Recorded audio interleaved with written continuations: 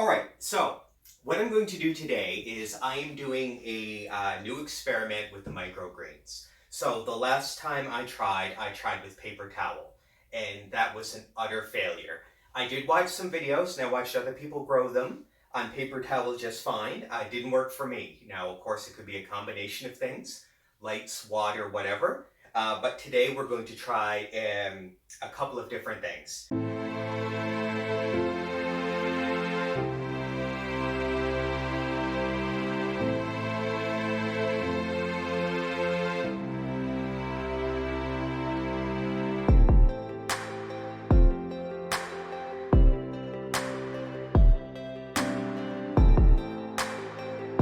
So on the right-hand side here, we're going to use regular potting soil. And on the left side, we are going to use hemp squares, which came in a package and look like this. Now, there's a downside to this, and that is that when you put them in here, it doesn't leave little gaps. It actually fits quite snug. But, you know, there is a little bit of room here and there. It's not exactly perfect, but it's pretty close. So, I've seen a lot of people have good luck with the hemp mats, or any type of mat. These are just made out of hemp.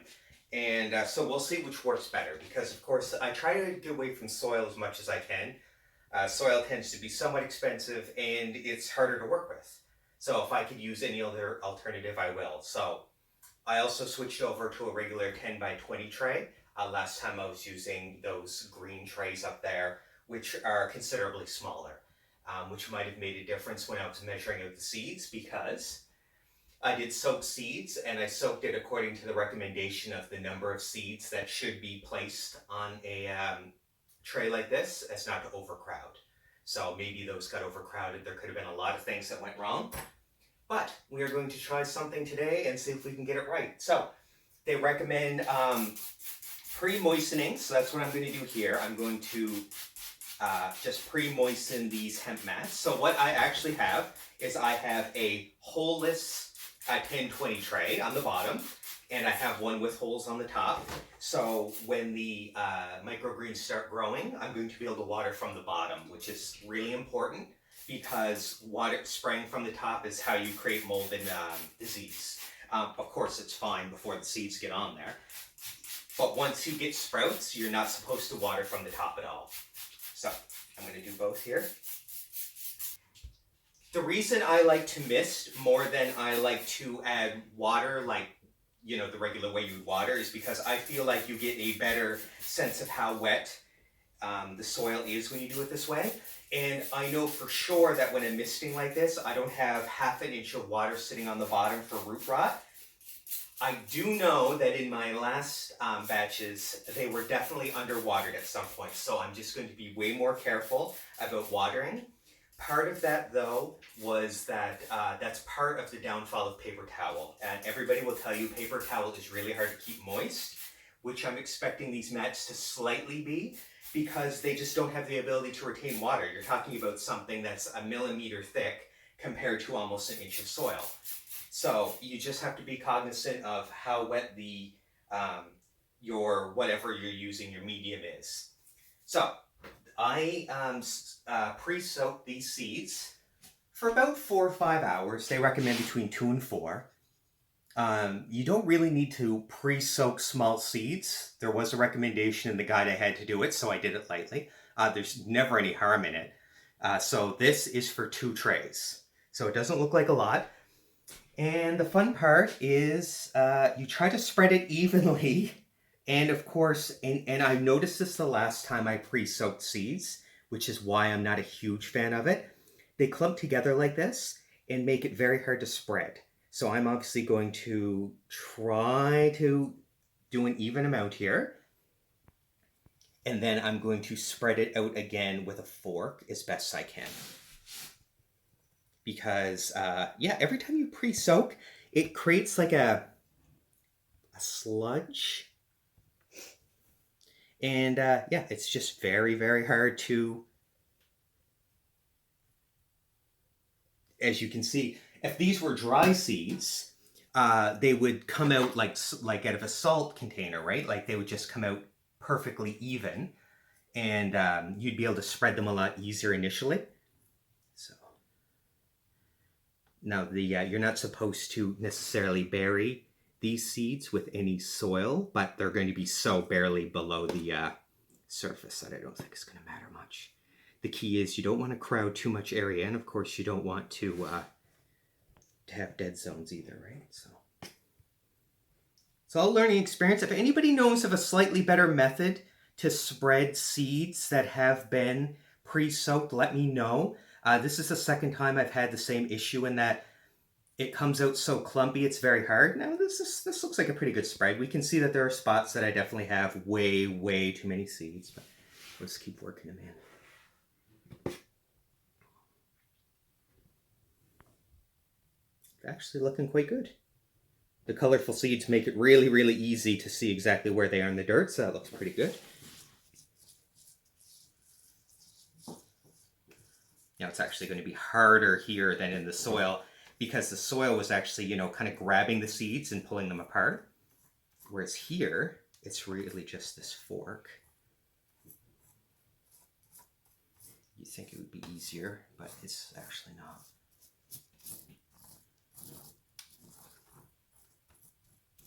Now I got to say that even though these mats are individual squares, all these are individual, they form together quite well when they're wet, so they don't have the gaps in between like I was expecting them to, which is kind of nice. Because of course you don't want your seeds to fall in between. Now of course we do have a spot up there that doesn't have anything. So this is going to be very interesting because as most people who have ever grown anything know the soil method, you have your dirt and that. It seems like a very inviting way to have a seed germinate, as opposed to just sitting on top of a mat. But then again, I have germinated a lot of seeds in paper towel. The germination process isn't necessarily the problem. With the paper towel, it is the fact that the roots do not have anything to dig into, and ultimately that really causes havoc down the road.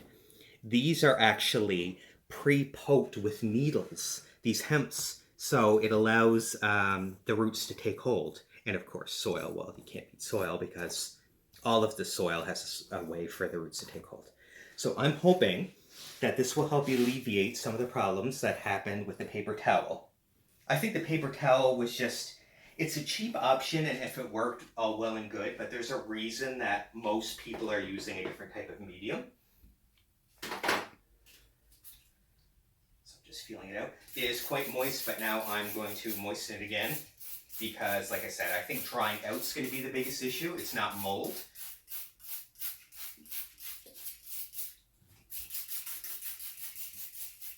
So this is going to be very interesting. So we will follow along how these both grow. And yeah, we'll see if this is slightly more successful. I really do expect that the soil will be most successful, but we will see. So now what we're going to do is the recommended stacking.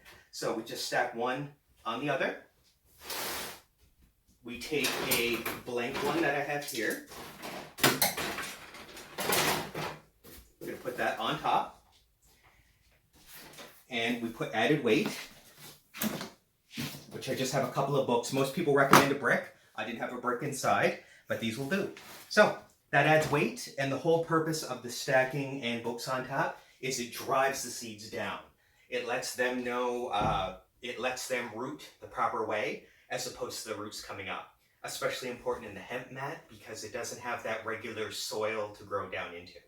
Kind of confuses the seeds. So this is going to enter a blackout for about 2 to 3 days.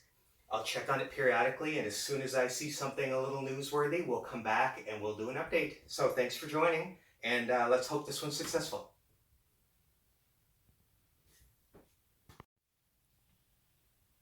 Okay, so today what we're doing is we're having a look at the seeds that we planted.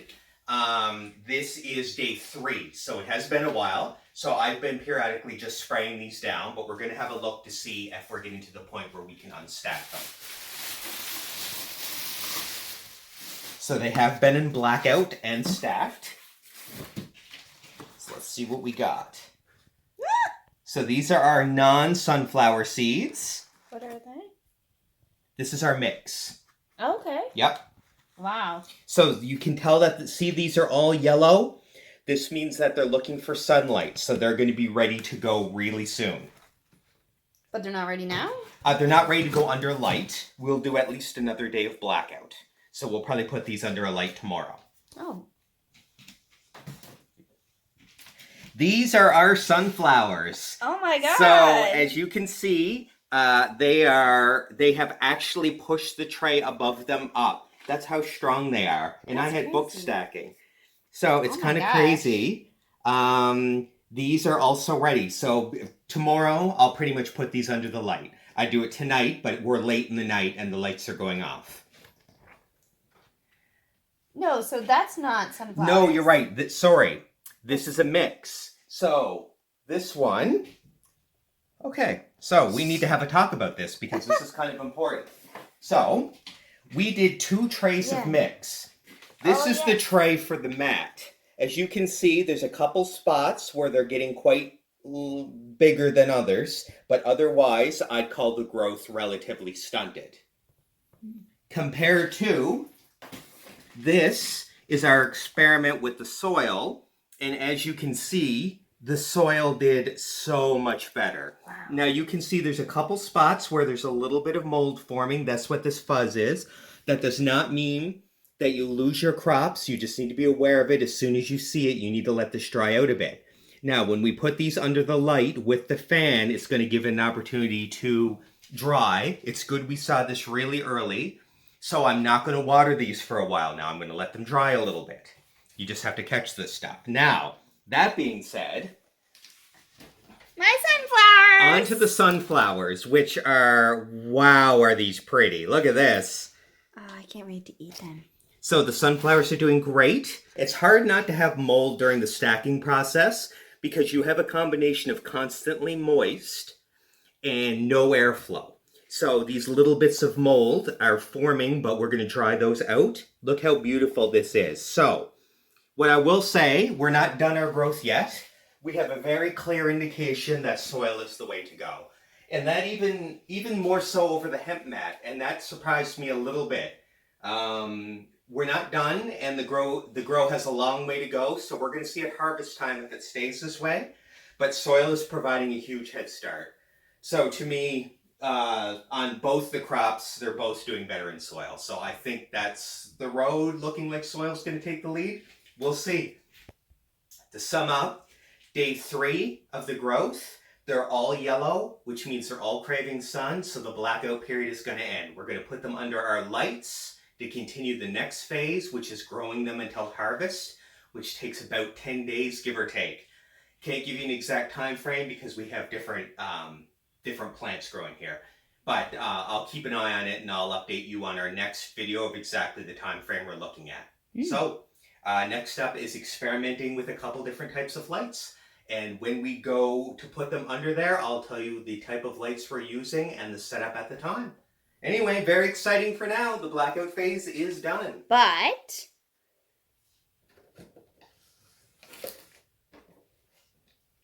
check out my other beans.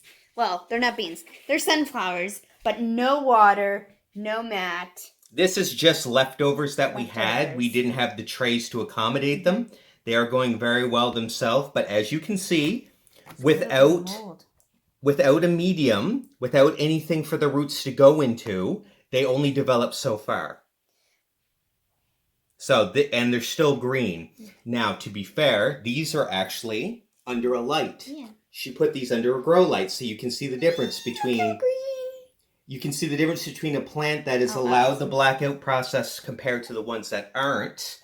The reason you do the blackout process is because the plants grow extra large because they're desperate for the sun. Whereas if you provide them with the sun from the start, yes, they're greener, but they didn't have that struggle, so they didn't grow as far. And they didn't come out of their shell. Exactly. So this is exactly why you do a blackout period. You can see exactly how it promotes growth. So this was actually an excellent little experiment to show people, you know, the difference between blackout and not.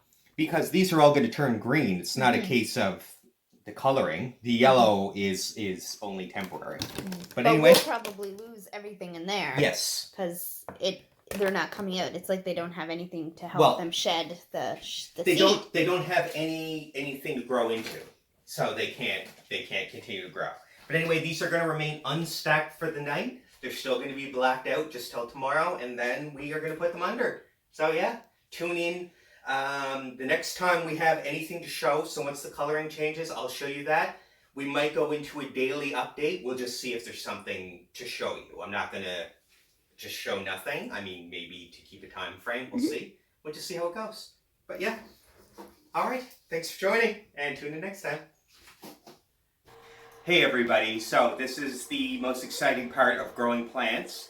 It is the harvest day, and now we are at about roughly day 10. Sorry, I lost count. We weren't doing an everyday thing.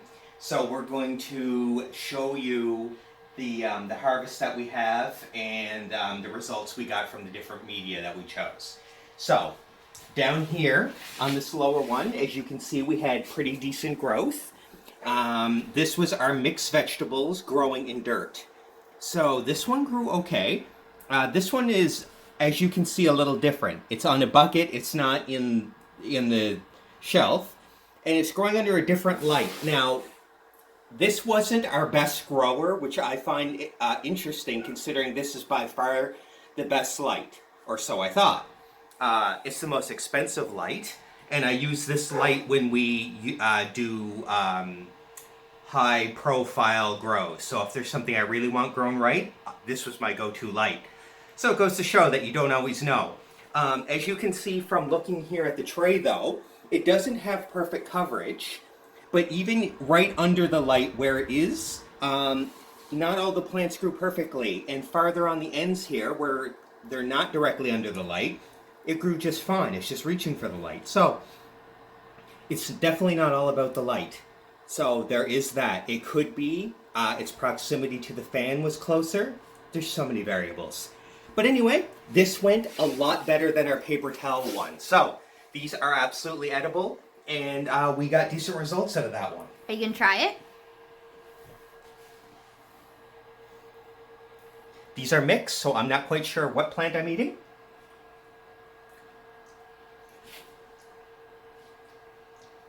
It takes more than one of these little things to get some flavor. Hot and peppery. So that might be arugula? Could be. One thing I'll say though, That was a nice looking one. you don't get flavor like that in regular greens that you get at the grocery store. So they're really, really good. They really are. Going up here to our first shelf.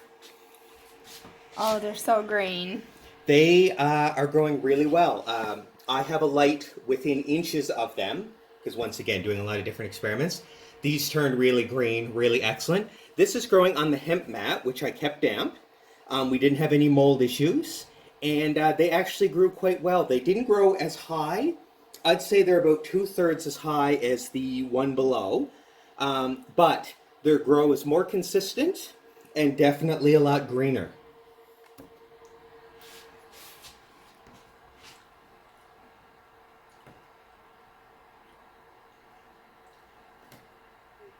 So are you just going to eat the whole thing? No, well, I pulled enough that I get a flavor, a taste here. These are hotter and overall just better tasting. They're slightly sweeter at the start and spicier overall. So I'd say that these grew more successfully, though not as tall, but more consistent throughout, which is very interesting. Because at the start, the hemp mat looked like it was going to be the absolute loser for sure. Oh, that's peppery. Yeah, so that's really good. Here, we had just some growing in. Now, these are sunflowers.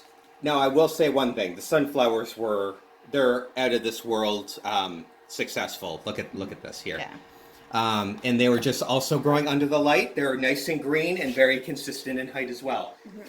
Here we have some sprouts. These were just left over. We didn't have any dirt, yeah. So we ended up growing sprouts, and they grew very, very well. Mm-hmm. But of course, they were limited. We weren't ready for that. We weren't growing sprouts, so that's just where they stalled. And now our pride and joy, is this up here, which is our absolute success tray.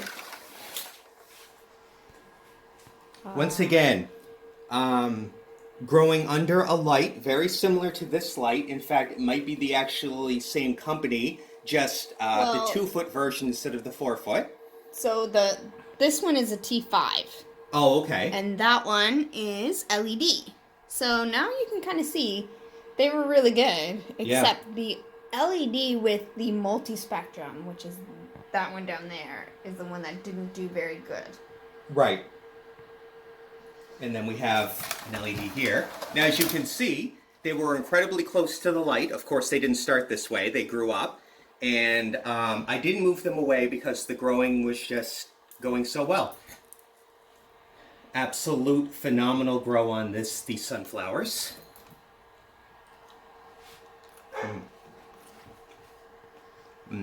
That's really fresh. These are amazing. You know, honestly, I didn't really know that sunflowers were something that people ate. I just thought they were like a dandelion, kind of like something you just grow that just grows. These are really, really tasty. These are by far my favorite. Mm-hmm. They actually do have the flavor of sunflower seeds. Yeah, but they really have a refreshing crunch, almost like a cucumber. But it doesn't have that peak of a cucumber, that really good flavor. But it tastes like I just ate really fresh green sunflower seeds. Yeah, like I can taste the sunflower seeds from them. So that's it. I should also mention these sunflowers up here were growing in soil. That is important to note. So soil under an LED, 2-foot, did the absolute best.